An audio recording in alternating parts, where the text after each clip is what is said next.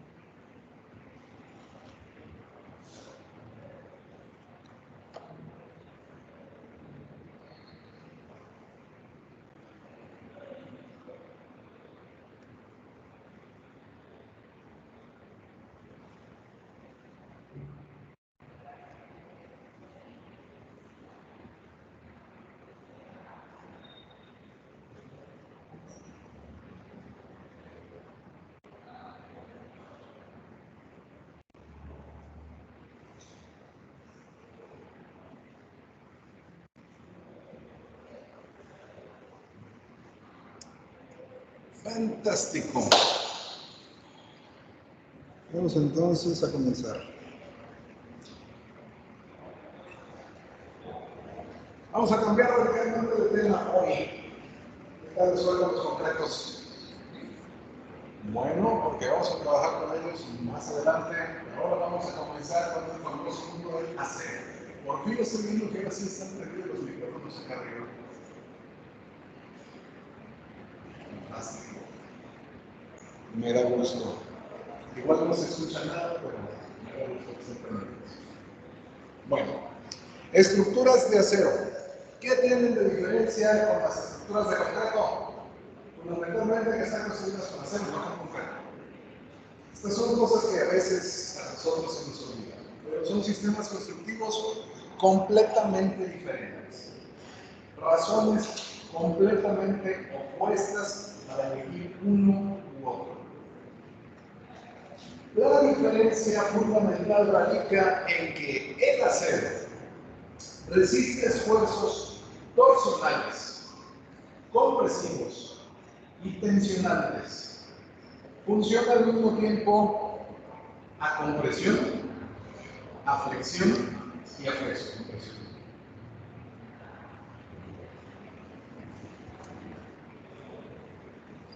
También el acero es mucho más caro que el concreto. Y aunque necesitamos comparativamente una cantidad menor de acero para construir una estructura, no podemos construir una estructura exclusivamente de acero. Necesitamos otros elementos por varios factores, no nada más el costo, sino el hecho de que las estructuras de acero tienden a ser extremadamente calientes. ¿Nunca has estado en una caseta de lámina a plena luz del día? Se calienta como si estuvieras en sartén. No es agradable. Si tuviéramos un edificio exclusivamente de acero, lo más probable es que estaríamos deshidratados. Y aparte, Las secciones de acero que son relativamente delgadas también son muy flexibles. Son muy resistentes, sí, pero se siente feo caminar por una lámina de acero. Se dobla mucho. Trabajaremos con esto un poquito más adelante, quédense con esta idea.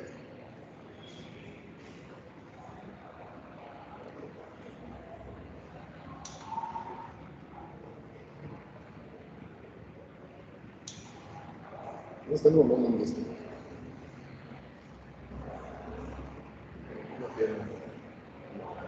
Bueno, entonces, a diferencia de las estructuras de concreto reforzado, las estructuras de acero dependen de manera principal, yo diría casi que exclusiva, de la fuerza del acero.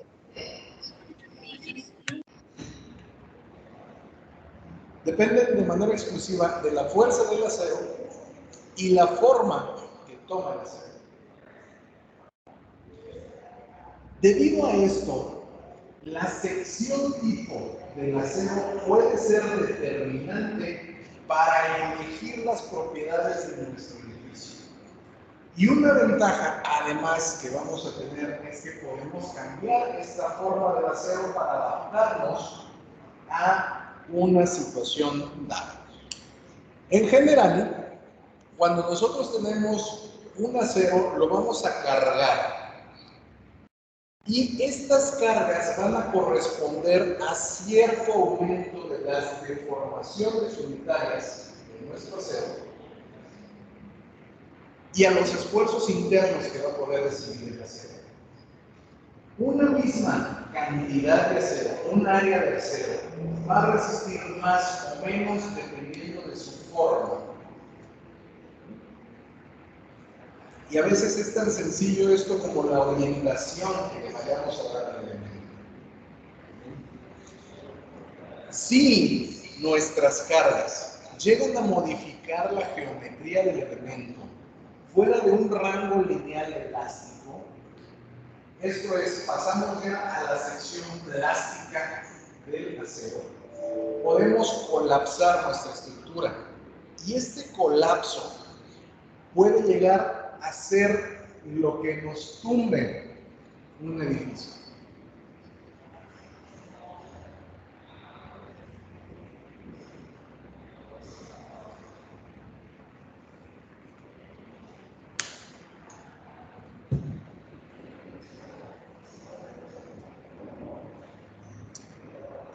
En general, cuando nosotros calculamos la resistencia de nuestra estructura, tenemos que comenzar calculando la resistencia de sus elementos.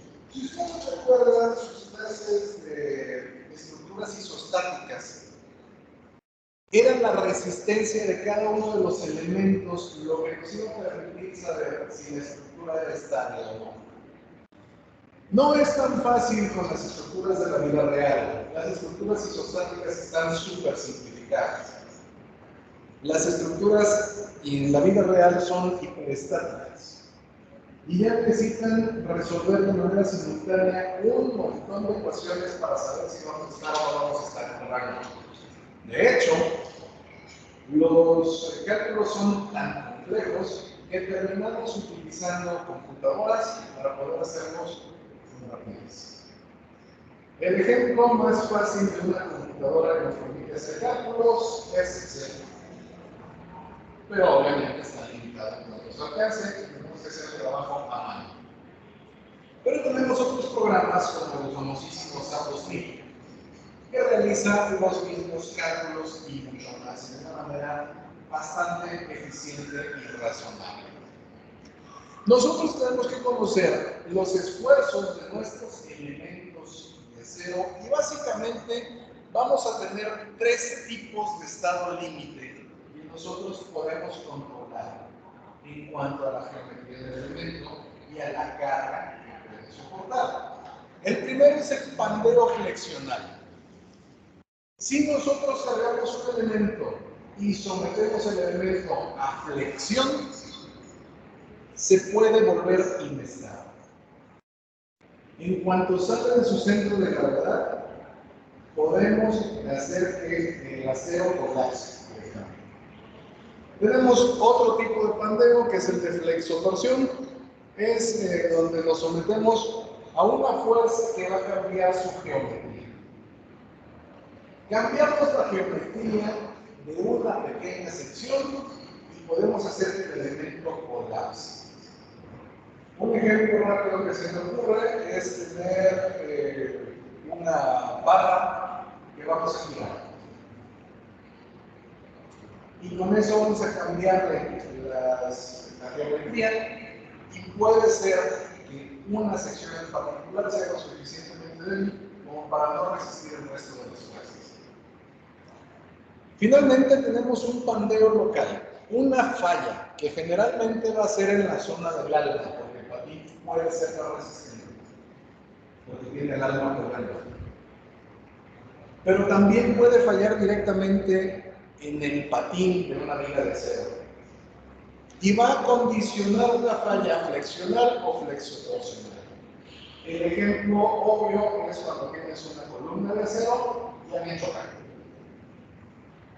Es una falla local, pero compromete toda la geometría del acero y puede ocasionar fallos. Sin embargo, también tenemos que recordar que el acero es muy fuerte. Es mucho más fuerte que una sección comparable de concreto. Por tanto, es más probable que el acero, antes de fallar, nos avise que se encuentra justo en la zona de colapso. Lo cual es fantástico para los elementos que vamos a construir porque nos permite evacuar. Y esta misma propiedad del acero nos la vamos a utilizar en el concreto armado. Le vamos a comenzar calculando algunas estructuras con concreto armado y luego nos vamos a pasar a las equivalentes de acero.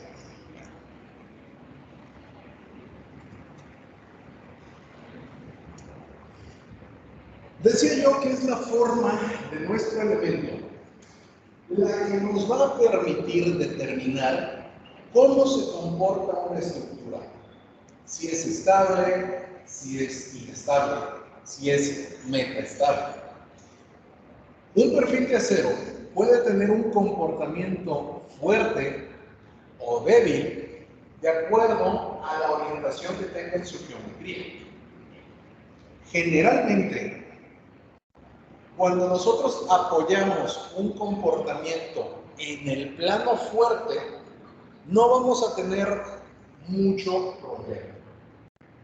Si lo apoyamos en cambio en el plano débil, es posible que nos enfrentemos a ciertos colapsos de la estructura o cierta inestabilidad.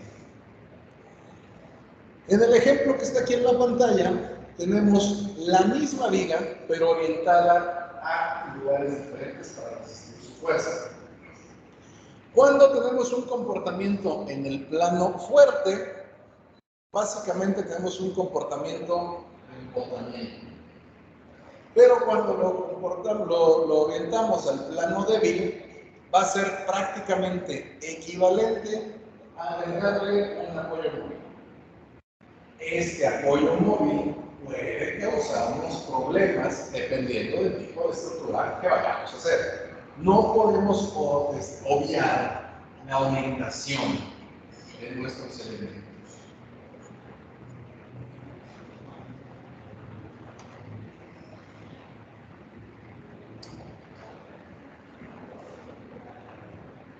El cálculo de la resistencia... Inge, perdón por interrumpirlo. Sí. ¿Le puedes regresar tantito, nada más, un segundo?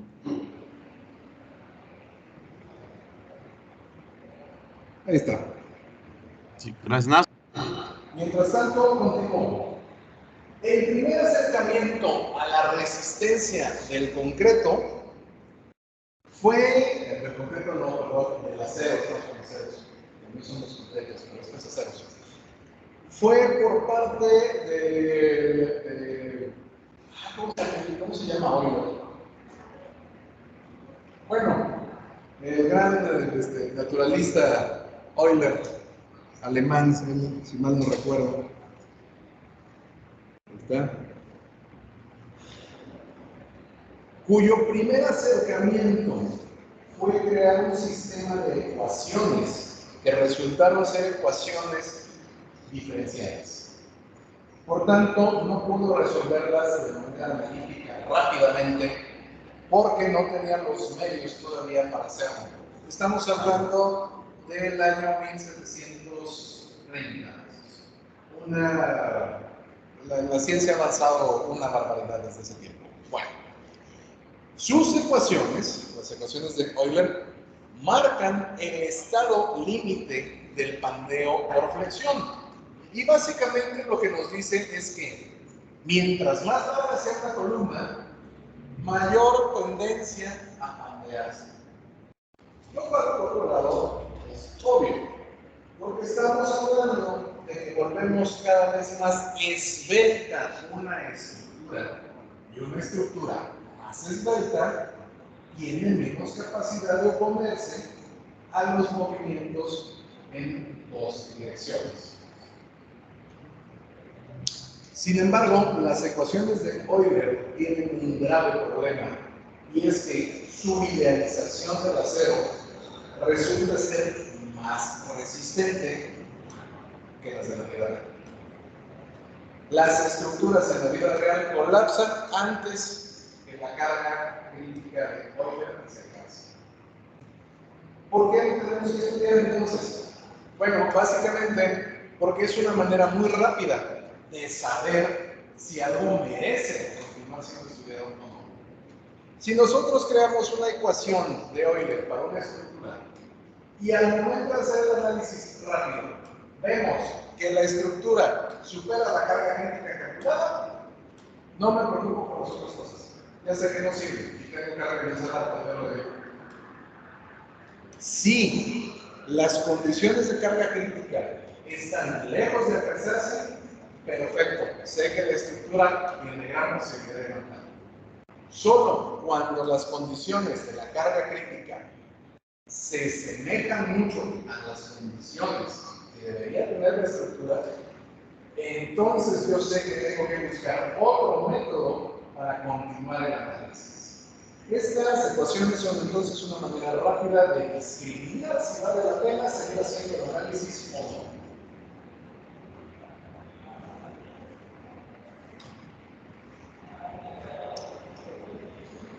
Para esto, nosotros tenemos que conocer la esbeltez de nuestro elemento de acero. Y esta esbeltez nos va a permitir saber si nos vamos a encontrar dentro del rango elástico o inelástico del acero. Sabemos que el estado elástico deja que el acero se recupere después de que se disminuye la carga. Pero si nos encontramos en el rango inelástico, podemos pasar al rango plástico o podemos pasar al rango de fractura. Si alcanzamos el rango plástico, vamos a tener suficiente tiempo para observar la deformación y abandonar corriendo el lugar. Pero, si pasamos más de los rangos de fractura, ya no podemos hacer nada.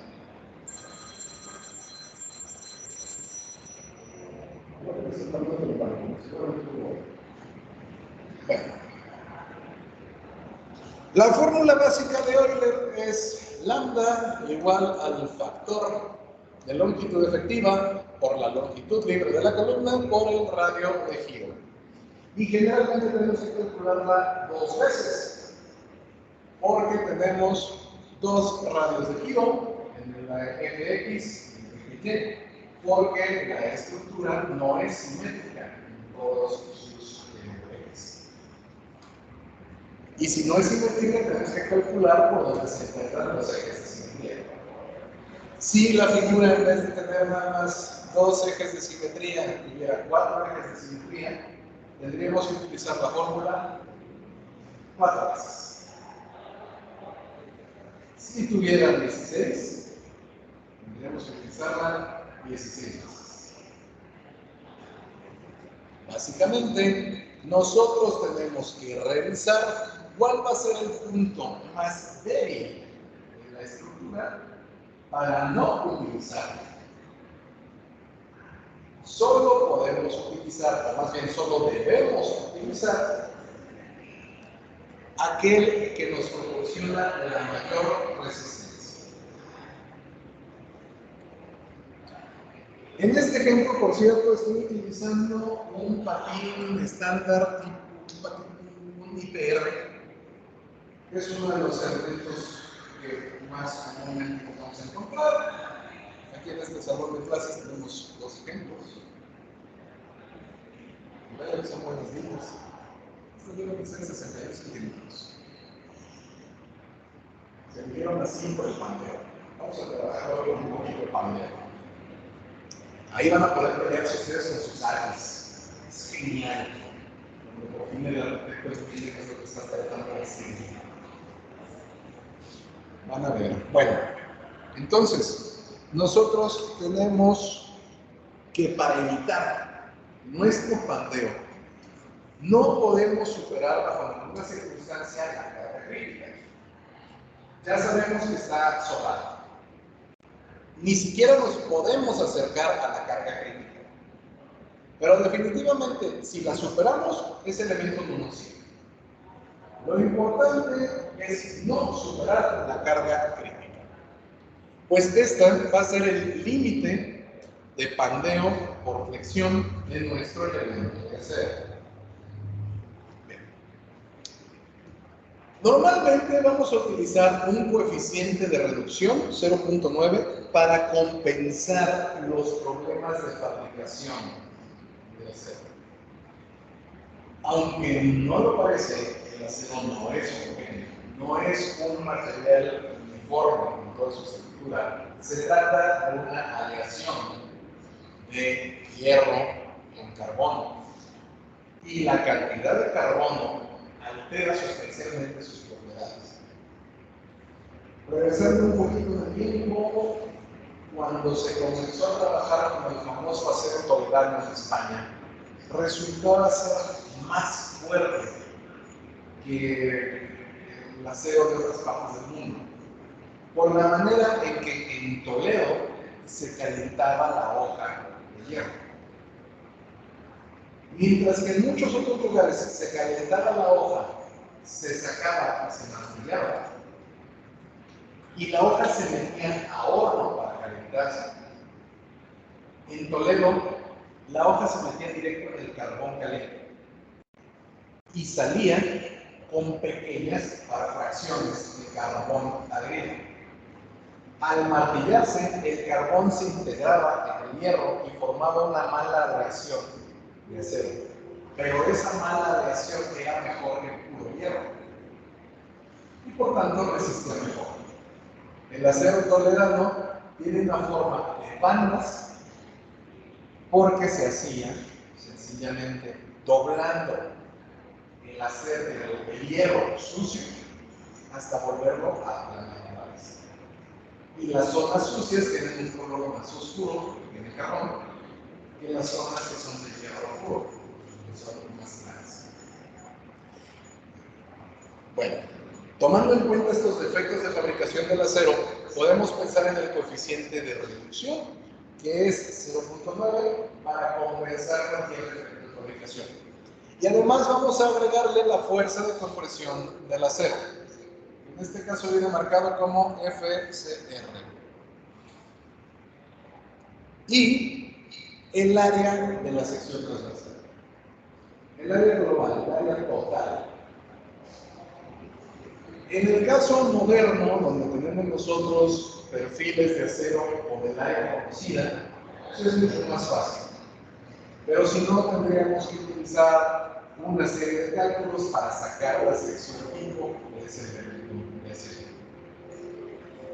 En algunas secciones es necesario emplear integrales, porque no es tan fácil como decir que tenemos un elemento plano, con un elemento plano, con un elemento plano, que están perfectamente unidos, sino que tienen formas adicionales que difieren de las fórmulas actuales de la geometría y requieren integración.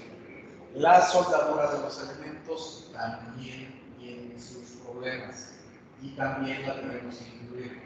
Precisamente por eso es mejor atendernos a las áreas de acero que tienen su frontal, porque generalmente son las más conservadoras. Dejando eso de ladito,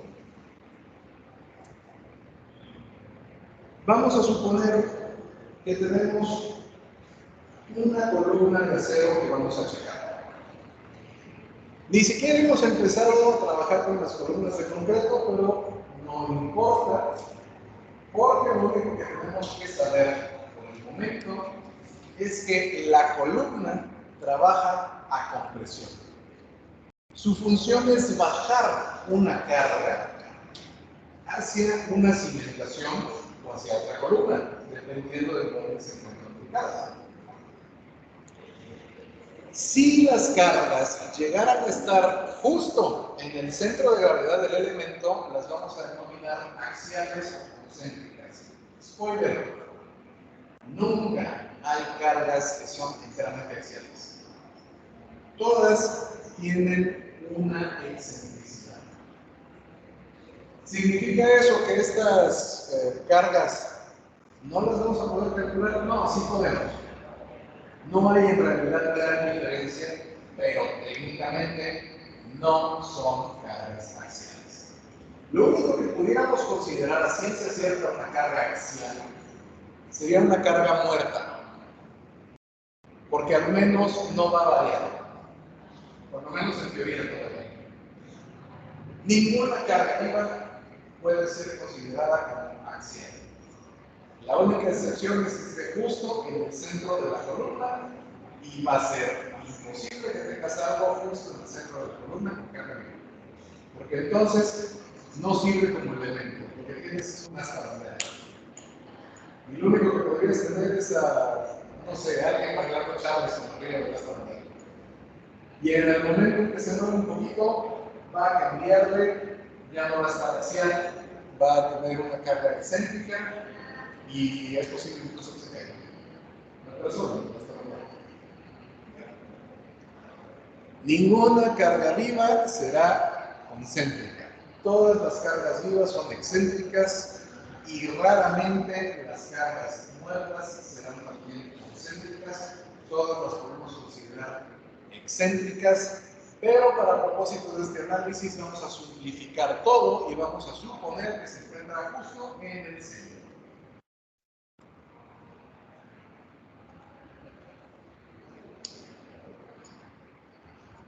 El acero lo producimos en diferentes perfiles.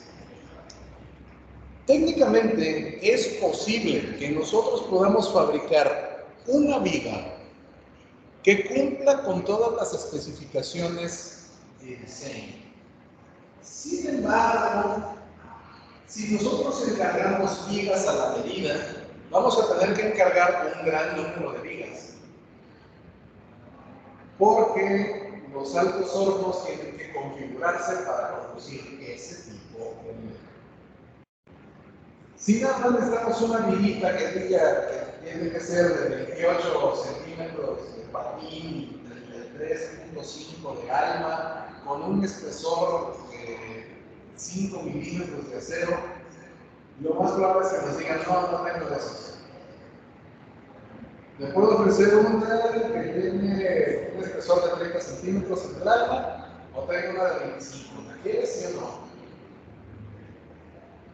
Pero yo la que veo es 33, no. A menos que me vayas a comprar, no sé, 100,000 toneladas. Entonces sí, incluso te vas a comprar. Pero si no, nos vamos a tener a perfiles comerciales. La forma de estos perfiles va a alterarnos en la estructura. Y nosotros tenemos diferentes perfiles y diferentes formas que podemos adaptar a nuestras necesidades. Pero incluso si un perfil comercial no es exactamente lo que buscamos, nosotros podemos adicionarle cosas para que esto cumpla con la normativa que estamos buscando o que cumpla con la resistencia que estamos buscando. Por ejemplo, podemos agregarle una solera a un papín para hacerlo más resistente en una parte. Pero, y esto quiero que les quede muy claro, no todas las soldaduras son adecuadas para acero estructural. En acero arquitectónico poco importa, porque el acero arquitectónico solo tiene que sostener su propio peso. El acero estructural, en cambio, tiene que sostener su peso y el del resto de una estructura. Ahí importa no reducir la resistencia del acero. Y si bien generalmente el acero comercial tiene una resistencia de 4.200 kilogramos sobre centímetro cuadrado, la soldadura solo tiene una resistencia de 2.100. Lo cual implica que es exactamente la misma. Lo cual implica que si tenemos una estructura soldada, es posible que nos falle a la mitad de todo lo que vayamos a calcular. Y no nos podemos dar ese lujo. Pero eso no significa que no podamos soldar estructuras de acero. Significa que tenemos que hacerlo con materiales especiales y con técnicas especiales. Lo que ustedes nunca deben hacer es soldar varilla. La varilla nunca se va a soldar, se traslapa. La única manera de hacerlo es traslapándola y, en su caso, encamisándola, pero no soldando, porque la soldadura va a ocasionar una pérdida completa de la resistencia.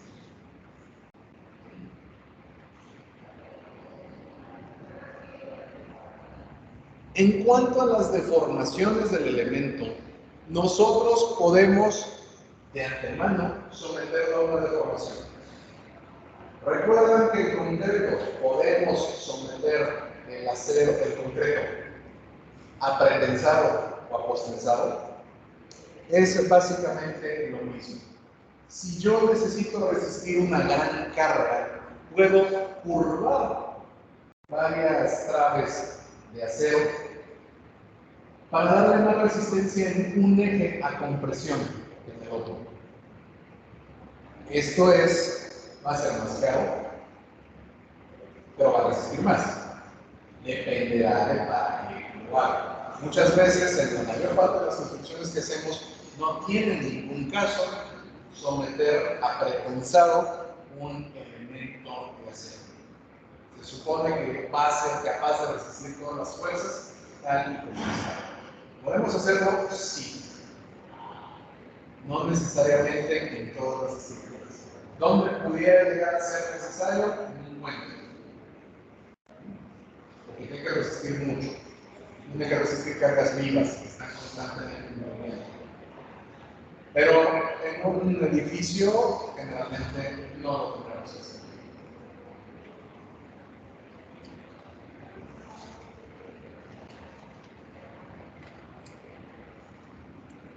Básicamente, estos son los perfiles que vamos a poder encontrar de manera comercial.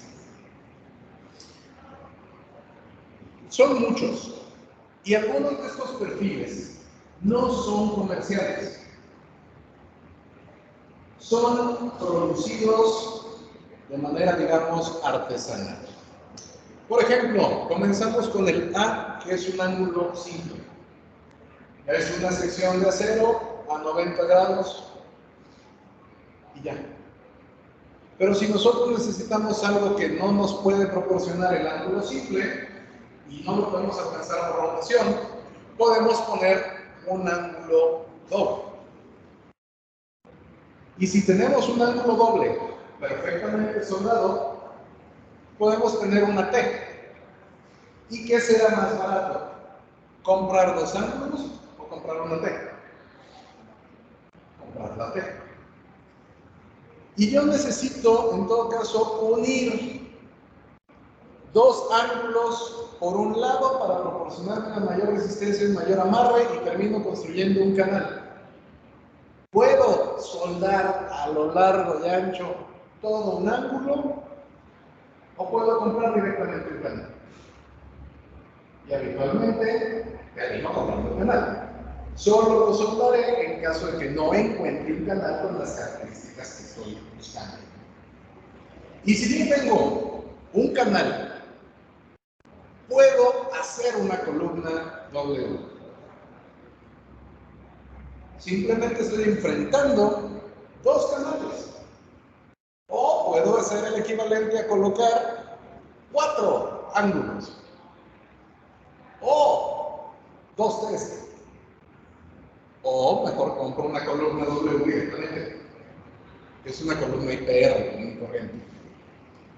Tal vez yo no necesito una estructura que sea enteramente plana. Lo que quiero es un tubo. Hacer un tubo es relativamente fácil y lo voy a poder hacer en un montón de diámetros. Y directamente compro un perfil tubular.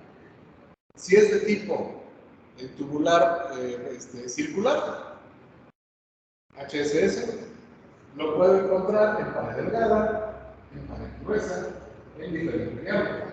Lo puedo perforar, lo puedo comprar preperforado, dependiendo de lo que necesito. Y si no lo necesito circular, lo puedo comprar cuadrado. Un tubular cuadrado, HSS también, lo puedo conseguir en un montón de tamaños.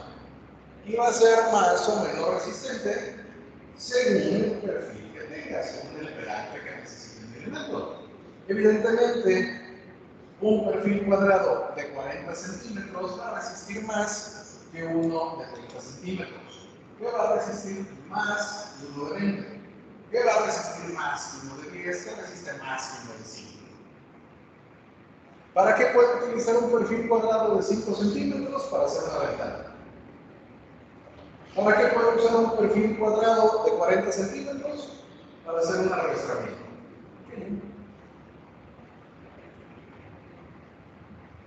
Pero si no lo necesito cuadrado, lo puedo comprar rectangular.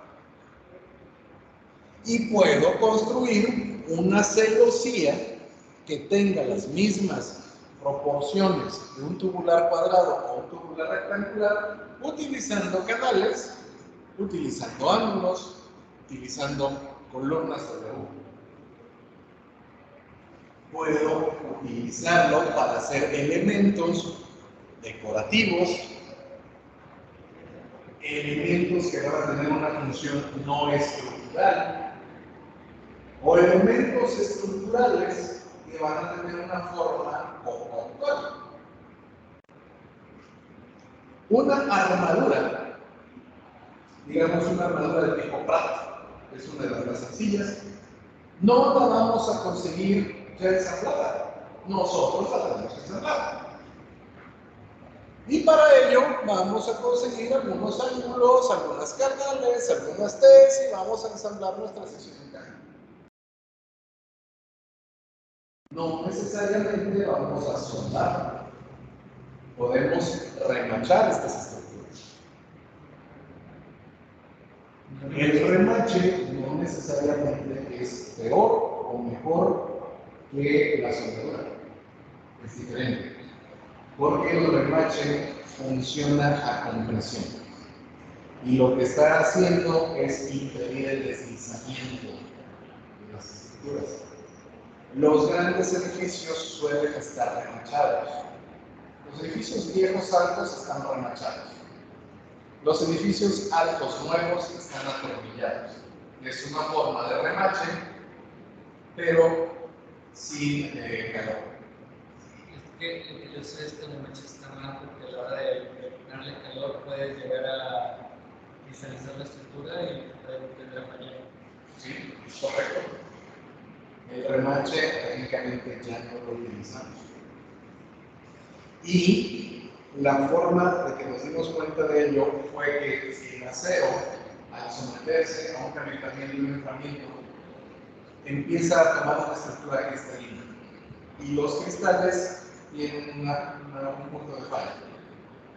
Pero es más crítico cuando tú realizas el remachado sin perforar el acero, que cuando haces perforación de acero y entonces tomas el remache. Porque entonces la perforación del acero elimina los puntos donde se puede dar la cristalización. Exactamente lo mismo sucede con la tornillería. Eliminas los puntos. Añades puntos de talla nuevos. No es perfecto, pero la soldadura misma tampoco es perfecta.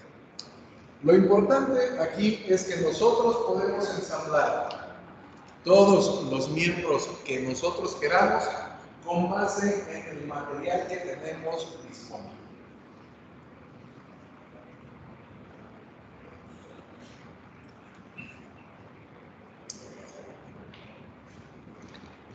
Vamos a hacer unas cuantas simplificaciones en nuestro análisis, porque no vamos a poder analizar de manera completa y total todas las cosas que van a suceder en nuestra serie.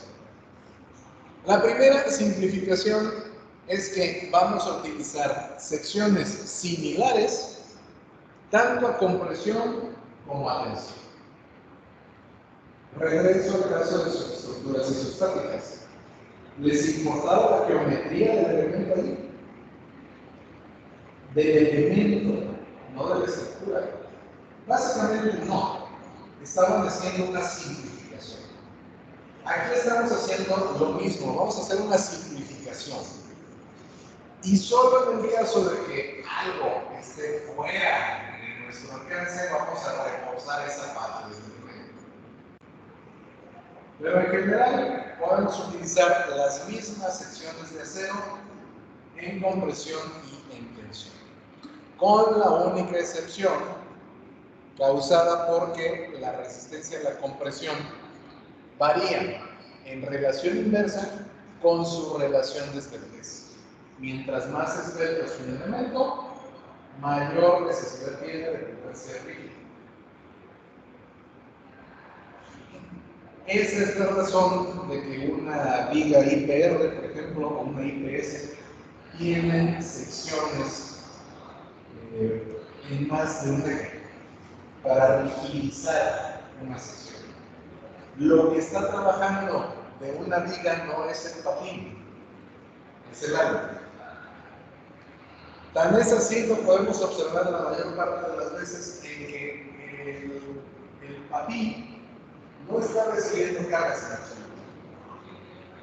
La que sí está recibiendo cargas es el alma. Y lo que está haciendo es oponerse a la deformación. El patín le ayuda al alma a no variar su geometría.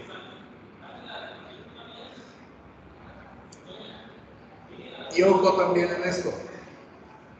Aunque el acero es muy bueno trabajando a tensión y a compresión, si tienes un elemento que es realmente esbelto, deja de trabajar a compresión. Las varillas de acero, los cables de acero e incluso las mismas placas de acero no pueden funcionar a compresión. Solo funcionan a tensión, porque son demasiado esbeltas. Ningún cable lo vas a poder utilizar para resistir esfuerzos a compresión. Y nota que un cable de acero puede ser prácticamente del mismo diámetro de un clavo de acero.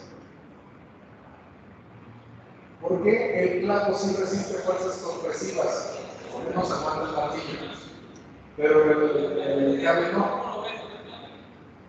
Porque técnicamente la relación entre el ancho del clavo y la longitud lo vuelve menos esbelto. No es lo mismo medir 5 centímetros que medir 50 metros. Cuando tienes un grosor de un cuarto de pulgada. Placas, varillas y barras no funcionan a compresión.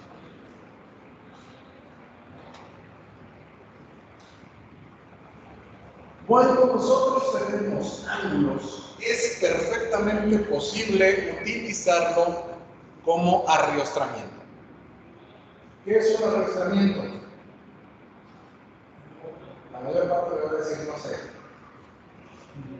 Nos va a servir para hacer más rígida una estructura lineal. Básicamente son las crucetas que van a ver en muchos elementos de cerro. Sirven para aliviar momentos o sirven para reducir tensiones. El arrastramiento es una cosa muy importante. Incluso es posible hacer un arrastramiento con cable, porque generalmente lo vamos a hacer trabajar a tensión. Pero en caso necesario, un arrastramiento puede ser a compresión, y en ese caso lo tendremos que hacer con un ángulo. De la misma manera sabemos que dos ángulos pueden formar un elemento en T en caso necesario, e incluso varios pueden formar un canal. Pero los canales tienen el problema de que tienen un radio de giro que nos vuelve en la práctica inútiles para trabajar a compresión. Solo van a funcionar a tensión. Por eso los canales solemos utilizarlos en las armaduras de techo, porque no van a soportar cargas compresivas. Lo suyo va a estar más bien trabajando en tensión para cambiar las cargas del techo a nuestras traves, a nuestras vigas, a nuestras columnas, etcétera, y demás. Es más fácil juntar dos canales para formar un elemento W o para formar un tubular. Enfrenten ustedes dos canales y básicamente tienen un elemento W o un tubular más efectivo. Mejor aún si ponen directamente el elemento W o el tubular. Pero en caso necesario, se ponen enfrentados y ya. Y en este caso podemos darnos cuenta que las secciones tubulares son muy efectivas para resistir nuestras cargas, tanto a tensión como a compresión. Y esto lo hacen por la combinación de simetría y por la combinación de fuerza con bajo peso. Y todavía, si nosotros tenemos una sección estructural hueca, podemos requerir menos acero que utilizar secciones de perfil abierto.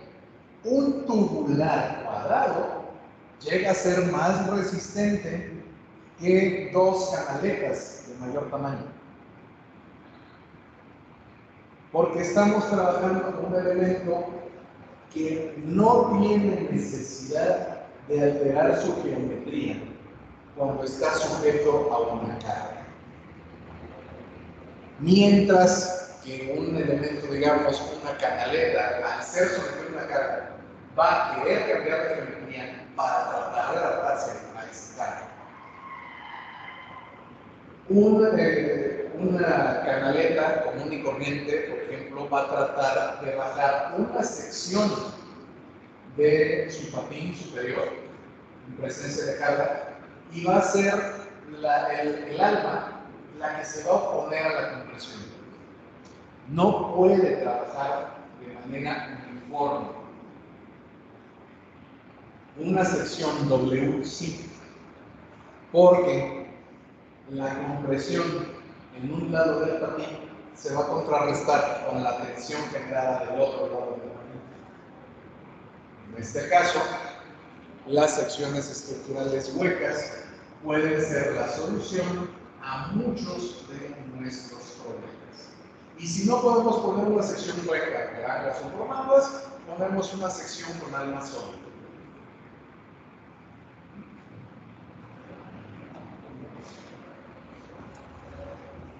Cuando nosotros diseñamos miembros a compresión para estructuras grandes, normalmente tenemos que utilizar secciones armadas. ¿Por qué? Si yo acabo de decir que no nos conviene utilizar una sección armada porque es posible que tengamos que soldarla y la soldadura reduce la resistencia.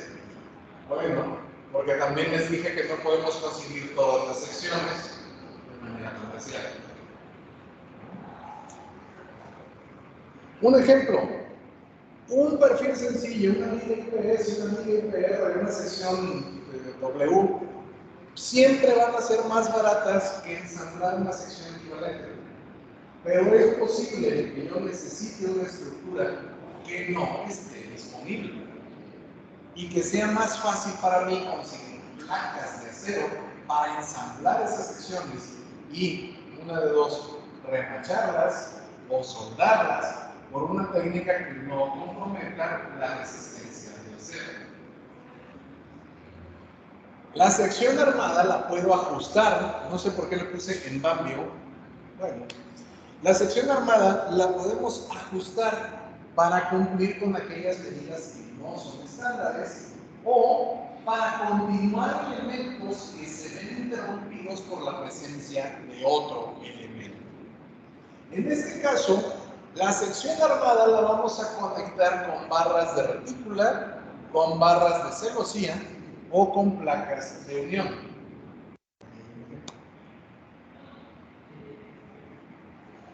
Si nosotros no podemos continuar un elemento porque se atraviesa otro elemento, lo que tenemos que hacer es transferir las cargas de un lado hacia el otro. Aquí es probable, en el caso particular de este edificio, no lo pueden ver los compañeros de las tiendas. Aquí tenemos arrastramientos que nos van a servir por sismicidad. Estoy casi seguro que se presentaron asentamientos diferenciales en este edificio y en lugar de tumbar la estructura, la arrastramos y nos sacamos de problemas. Esto es un refuerzo sísmico. No todos los edificios necesitan arrastramientos de este tipo, ni todos los salones tienen arrastramientos de este tipo. Por tanto, voy a suponer que si es esfuerzo sísmico, esto sea nuestro equivalente de un muro de cortante de está aquí para proporcionarnos la máxima seguridad en nuestra estructura. Lo que sí te puedo decir es que estos elementos fueron instalados a posteriori. Se instaló primero todo lo demás, y luego se pusieron estos elementos a posteriori, por eso están soldados. Y ya se puede decir que estos elementos fueron soldados por técnica TIG. Es la mejor. No necesita electrodo, funde directamente en eso. Y para esa seguridad simplemente hacer como mostrado, no puede ser como interno dentro del muro. Puede ser interno, sí. Si es interno, va a ser un programa posible. Pero si interno tuvo que verse tomar en cuenta. Sí. Y en ese caso, el muro de mampostería van a ser exactamente iguales a los muros que tenemos enfrente, en la pared, que son completamente sólidos. Un muro de cortante nunca va a tener huecos o ventanas. Y aquí lo que se buscaba es que entrara mucha luz, por tanto, la única opción va a ser una ventana. Bien. Y eso que no me gusta la ingeniería civil. Algún día me llegan a ver que les contaré la historia que tengo yo con ingeniería civil. Bueno, mientras tanto, siempre es necesario que nuestros elementos de acero trabajen como una unidad. ¿Qué pasa cuando nuestros elementos no trabajan uniformemente? No pasan los esfuerzos. Exacto. Los esfuerzos no pasan o pasan de maneras incorrectas. Y esto puede ocasionarnos problemas en los puntos donde se supone que nuestro elemento de acero tiene que recibir las fuerzas. El ejemplo paradigmático que se me está ocurriendo ahorita es la línea 12 del metro de la Ciudad de México, donde se instalaron mal elementos de acero que impidieron que el concreto transmitiera fuerzas a una línea. Y el resultado, un colapso. Eso no sucede en el tren ligero de Guadalajara, por ejemplo, porque nosotros no tenemos elementos de acero sumergidos en concreto. Tenemos elementos apoyados en concreto y las ballenas no son longitudinales, sino transversales. Pero que interprete este tema por lo que se lleva a la construcción cerca de la línea 3 de comunicación. Ah, sí, es un caso bonito. A ver si puedo bajar por una esto.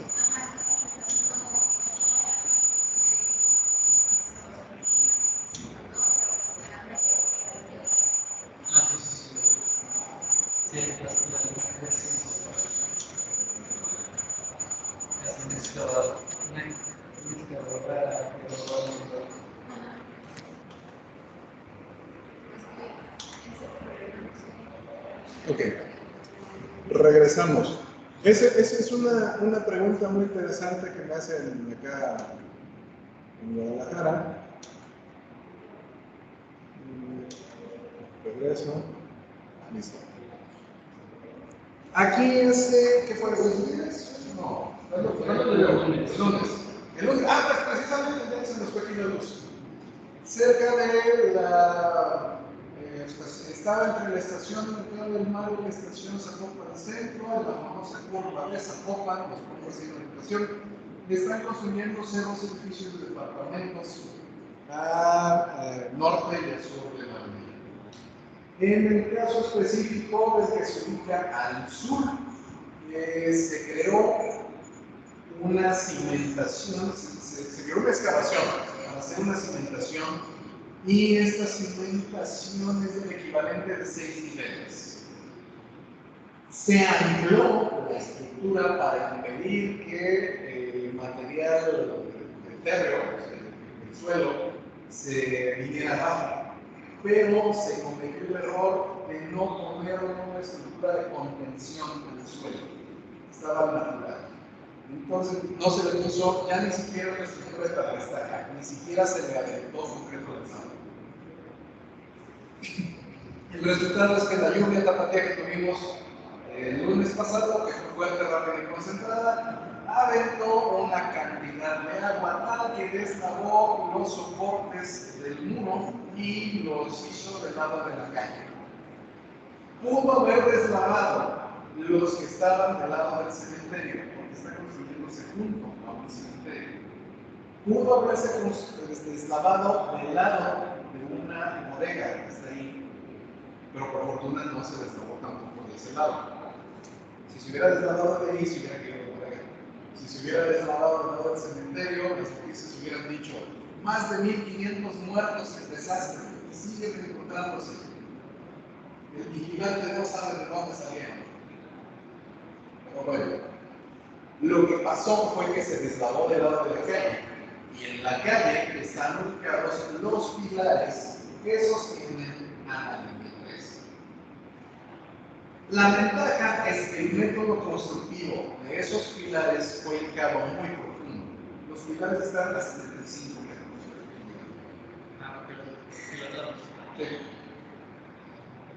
A 75 metros y estaban protegidos todavía por una capa de 20 metros de tierra.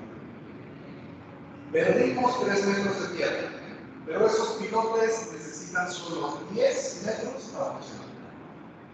Así que estamos seguros. Pero se va a reconstruir la estructura del suelo y va a quedar mucho más segura esa sección. Todo porque el ingeniero, ahí responsable de obra, pues no quiso gastar el concreto lanzado para proteger el suelo. Moraleja, inviértanle, que no les va a salir más caro. ¿Se imaginan lo que hubiera pasado si se hubiera podido comprometer la estructura de la línea del tren? La millonada que hubieran tenido que pagar. No lo paguen el seguro. Esto sí lo va a pagar el seguro. Pero te apuesto que el supervisor, el ingeniero presidente y el responsable de obra les van a cobrar todo el mundo. Les va a salir caro. Mejor desde el principio, protéjanse. Cualquier cosita que usted invierta está bien invertida. Bien, bueno. Regresamos a nuestra clase. Ahora sí vamos a lo que nos surge, fórmulas.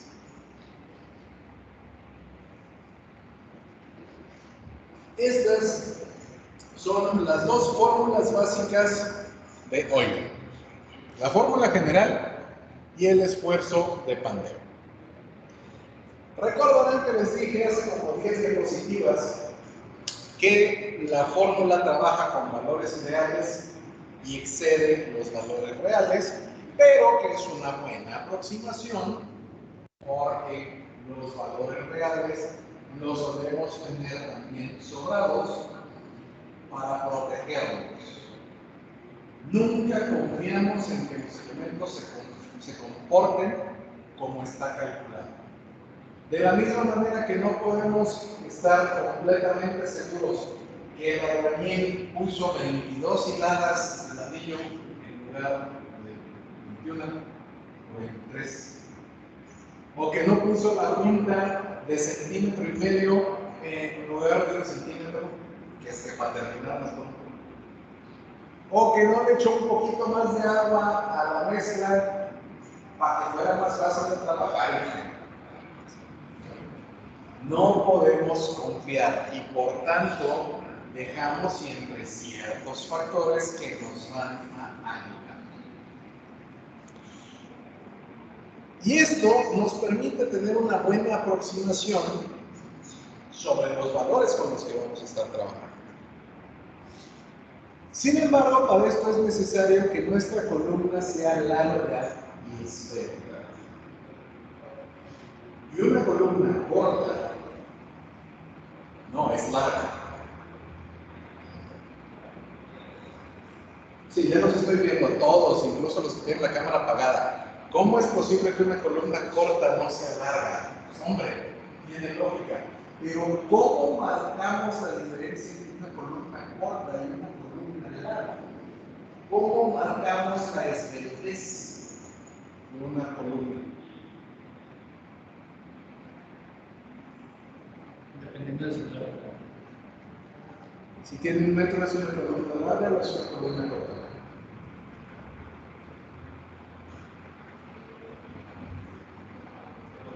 Depende de para qué la vayas a usar. No, todo depende del diámetro de la columna. Una columna de 1 metro, pero que tiene 50 centímetros de diámetro, es corta y no se siente. Pero una columna de 50 centímetros de largo, que tiene medio centímetro de diámetro, va a ser larga y esbelta. ¿Cuál será más fácil de partir? Esbelta.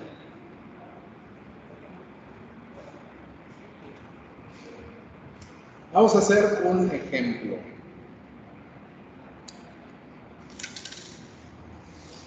Tenemos una viga W. ¿Tu maestro? Por favor. 10 por 22. ¿Qué significa 10 por 22? Las dimensiones Está en pulgadas. Y vamos a usarla como una columna articulada.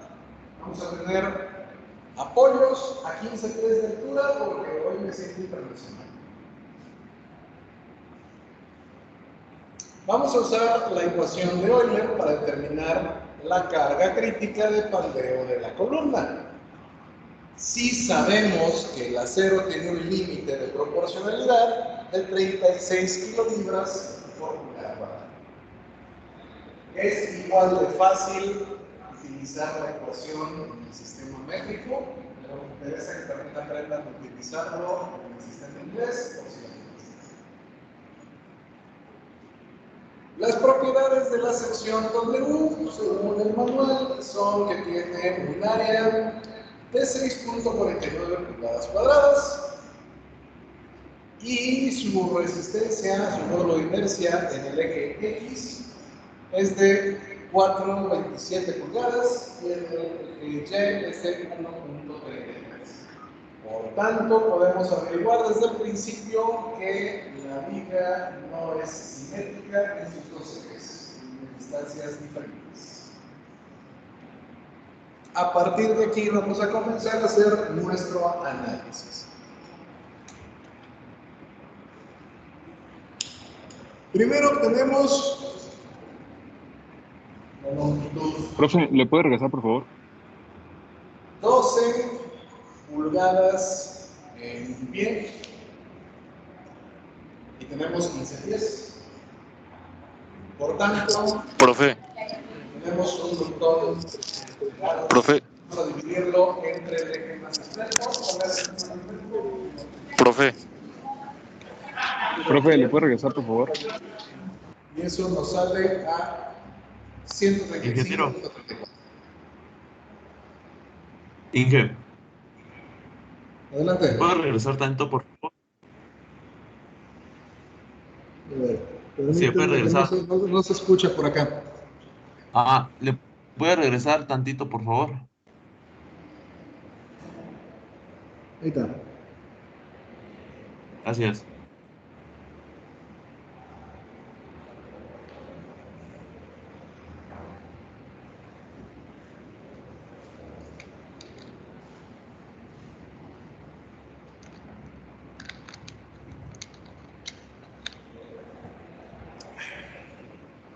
¿Listo?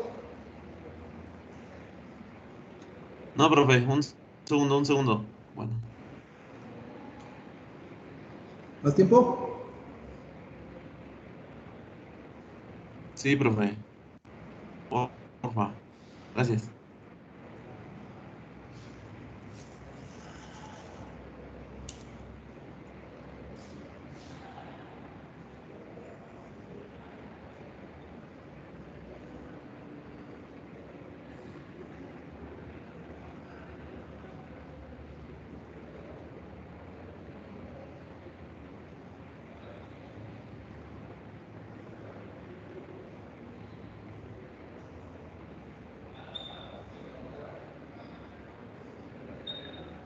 Listo.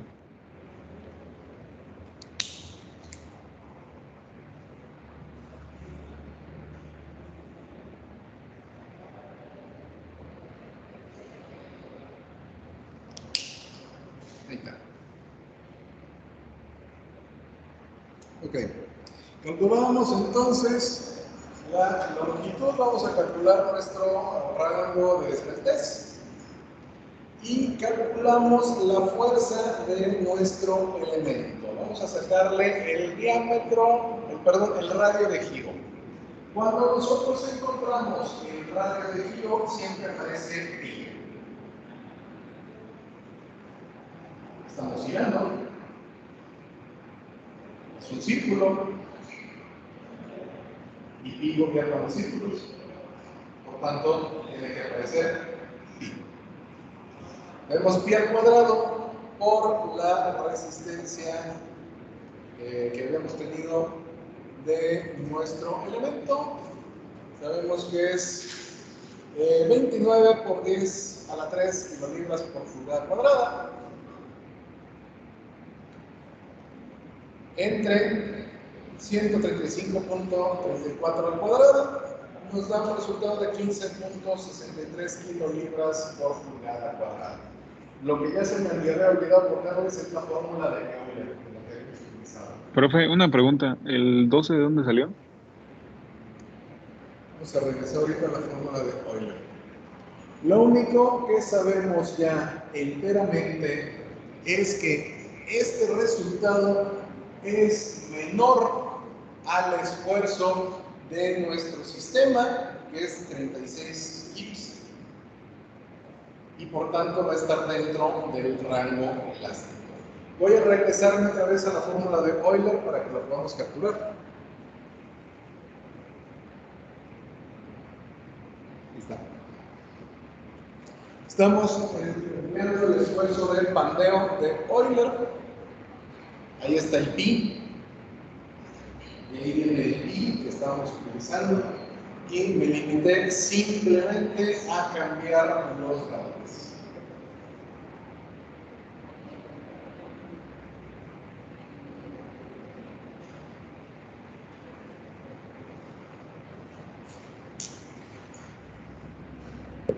Profe, una pregunta. ¿El 12 de dónde salió?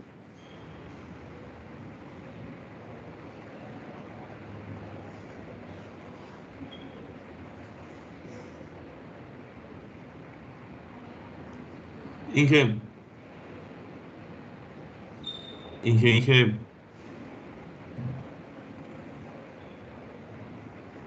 El 12, ¿de dónde salió?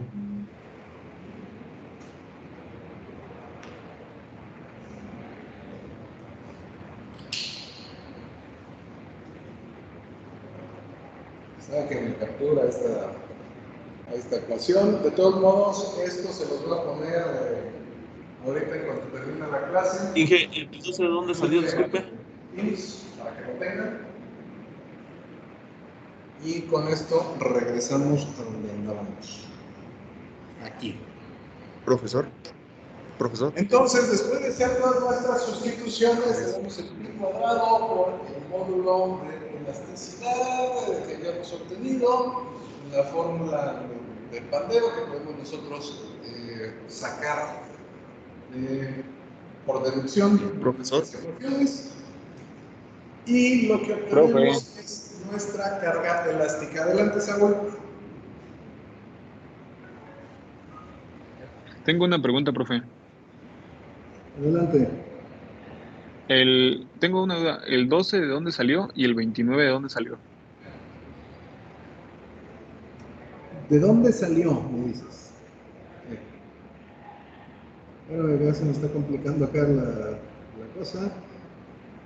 Mira, acuérdate de cuáles eran las ecuaciones y cuáles son los datos que nos dieron a nosotros.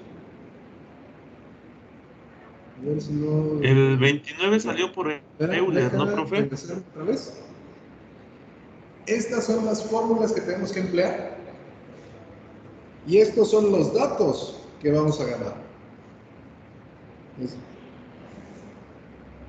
¿De dónde sale el primer 12?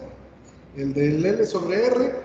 Es que necesitamos nosotros encontrarnos cuántas pulgadas tiene un pie. Son 12 pulgadas por pie. Luego, ¿cuántos pies son? 15. Y lo vamos a bajar por el R más pequeño. En este caso es el RY.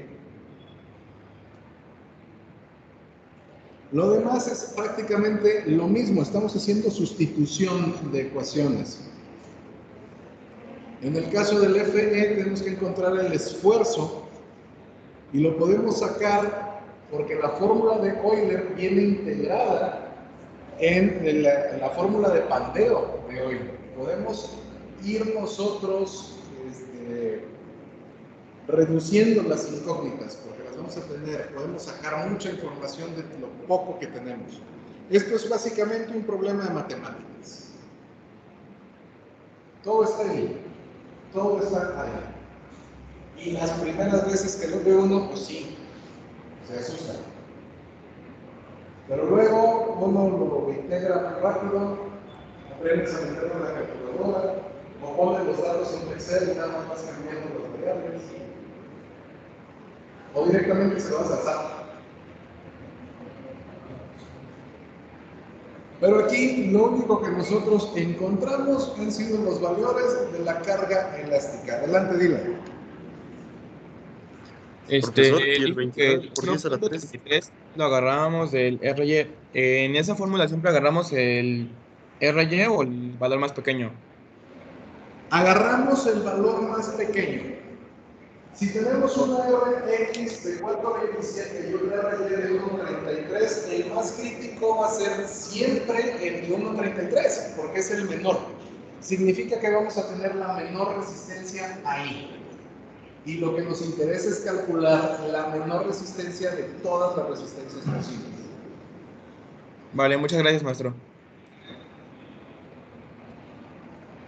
Profesor, Si perdón, el tuviéramos 29. un RX Profesor. de 5 y un RY de 6, entonces vamos a agarrar el RX de 5. Profesor. ¿Okay? Básicamente vamos a tomar lo más desfavorable. Y recuerden todavía más, les acabo de decir que nosotros tenemos que buscar un esfuerzo 5.7, dentro del rango elástico y que no podemos confiar en que la fórmula de Euler no nos fuera a dar resultados fuera de la realidad. Pero en este caso, nuestro resultado del esfuerzo de Pandeo 15.63 kilolibras sobre pulgada al cuadrado, está muy por abajo del esfuerzo idealizado de 36 kilolibras sobre pulgada al cuadrado. Es menos de la mitad. Por tanto, ¿tendríamos problema colocando este elemento? No. Entonces no tiene caso seguir continuando con el análisis, como si tendríamos si nuestro elemento estuviera más cerca de nuestro ángulo elástico. En este caso no hay ningún problema, pero podemos complicarnos más. ¿Qué pasa si en lugar de tener 15 pies, tenemos 8 pies? Estamos haciendo más corta la columna y estamos cambiando el valor desde el peso.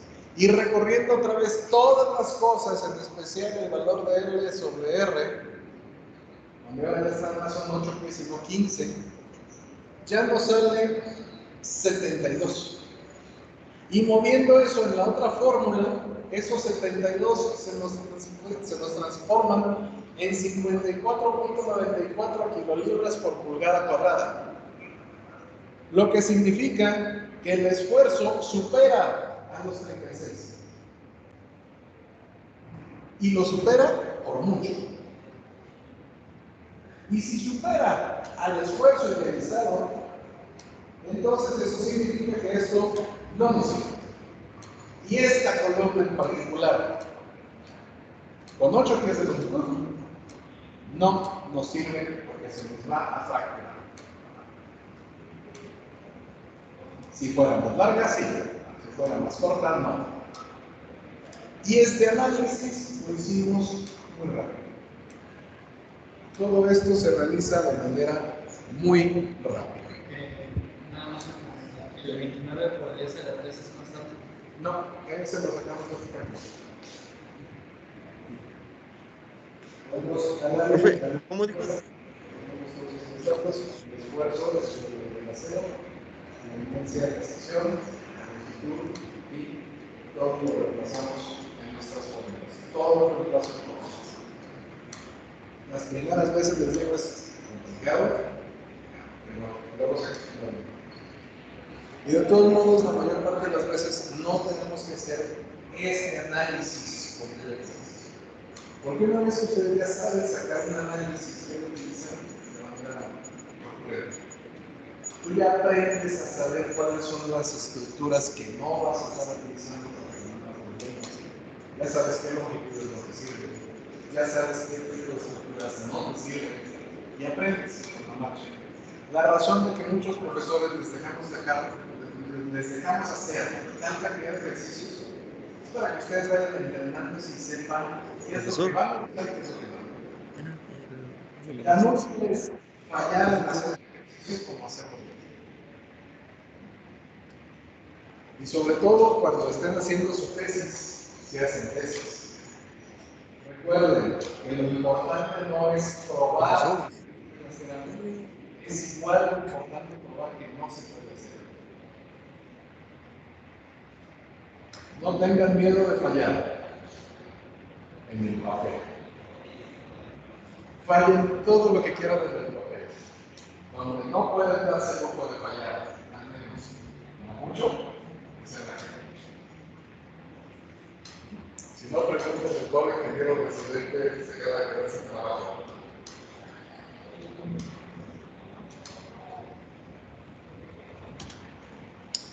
Y con esto lo vamos a dejar aquí por hoy.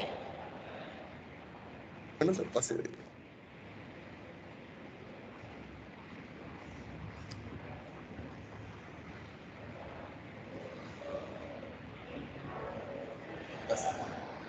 Muy bien. Entonces, yo sugiero que esta presentación nos damos en idea. Espero que ya me hayan puesto su presente ahí. Profe, tengo una duda. Y yo lo voy a enseñar.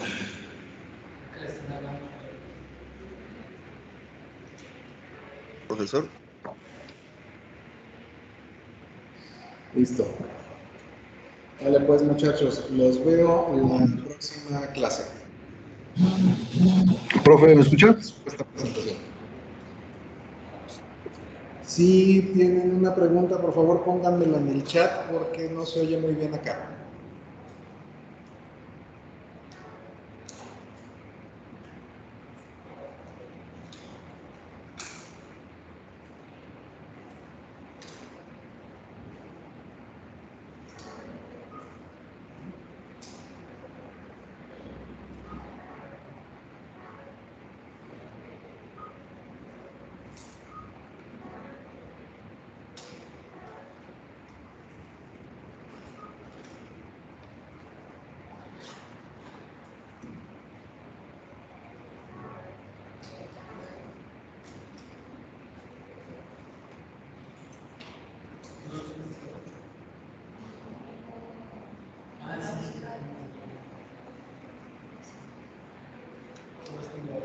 El 29 por 10 a la 3 es constante. No, ese lo calculamos en base en estas dos fórmulas. Las fórmulas del pandero y la fórmula de regla. No, entendí que el 29 por 10 a la 3 era el aire. Es calculo todo eso. La presión. Te los voy a tratar de poner más fácil en la siguiente clase. Pero en realidad este análisis de columnas no lo vamos a utilizar mucho porque raramente vamos a poner una columna de así. Yo sí, pero no es mucho. El problema con las columnas de acero es que lógicamente son muy fáciles de formar.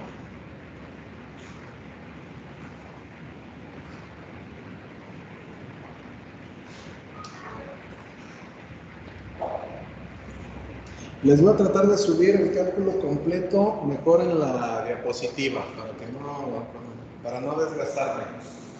Pero básicamente tomamos este esfuerzo, calculamos esto, lo reemplazamos aquí, necesitamos esto, sabemos nosotros cuál es el esfuerzo máximo, que son nuestros kits, podemos calcular todo lo demás. Esto lo estamos despejando. Estamos despejando aire, básicamente.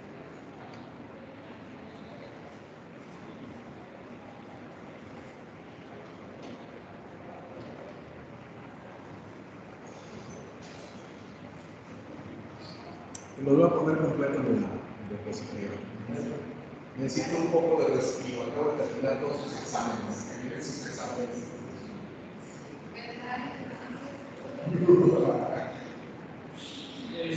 Estoy inspirado. ¿Cómo me vas a decir? Adelante. Hasta luego.